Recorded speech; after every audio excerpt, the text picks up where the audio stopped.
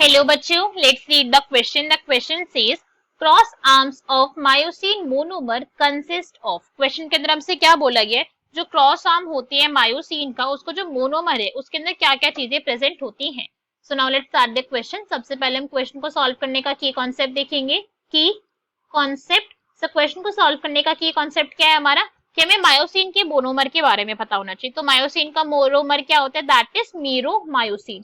जो मायोसिन का मोनोमर होता है हम इसको मीरोमायोसिन कहते हैं. मोनोमर का मतलब क्या होता है, एक यूनिट. ठीक है, काफी सारे जब मीरोमायोसिन एक साथ कंबाइन करेंगे तो मायोसिन बना देंगे.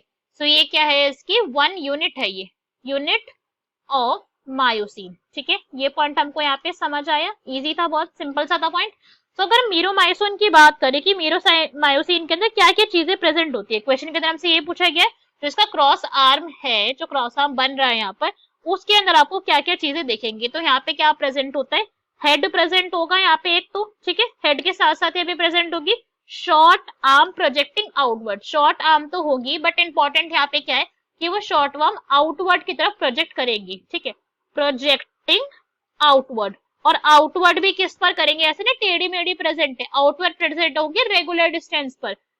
एक यूनिफॉर्म डिस्टेंस मेंटेन होगा कि सारे के सारे अगर 1 सेंटीमीटर के डिस्टेंस पर है तो सब 1 सेंटीमीटर के डिस्टेंस पर ही होगी. ये सिर्फ एग्जांपल है, 1 सेंटीमीटर पे ऐसा होता नहीं है, बट हमने समझाने के लिए बोला है. ठीक है, रेगुलर डिस्टेंस के ऊपर होगी. और इन सबका जो एंगल होगा वो भी कैसा होगा, स्पेसिफिक होगा, एट एन एंगल. सारे के सारे एक एंगल के ऊपर प्रेजेंट होंगे और एक स्पेसिफिक एंगल के ऊपर एक दूसरे से ये प्रेजेंट होगी. और फॉर्मेशन हो जाएगा किसका, क्रॉस आर्म का फॉर्मेशन हो जाएगा. तो इसके लिए हम एक डायग्राम देखते हैं.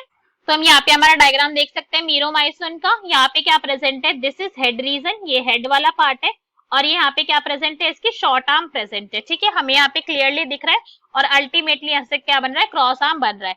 हेड रीजन के ऊपर यहाँ पे actin binding site and ATP binding sites भी होती है, बट वो हेड रीजन का ही पार्ट है, तो हम इसको अलग से कंसिडर नहीं कर सकते कि भाई मायोसिन के मोनोमर के अंदर ये चीज बहुत अलग से प्रेजेंट है. वो पार्ट किसका होता है, हेड रीजन का होता है. तो अगर हमारे ऑप्शन रीड करते हैं, ए में हमें क्या गिवन है, outward projecting of G actin filaments. तो ये तो भाई इनकरेक्ट हो गया. जी एक्टिन के क्यों होंगे, यहाँ पे मायोसिन के होंगे ना, मायोसिन का मोनोमर तो मायोसिन के तो होंगे यहाँ पे. B is outward projection of head region of meromyosin. ये वाला बिल्कुल करेक्ट है, आउटवर्ड प्रोजेक्शन होंगी उसकी. Outward projection of tail region of meromyosin, ये इनकरेक्ट हो गया. भला टेल के क्यों प्रोजेक्शन आउटवर्ड होगी, तो ऐसी प्रेजेंट है बेचारी, इसको ऐसे बोल दिया गलत गलत. D is B and C, so this is also wrong.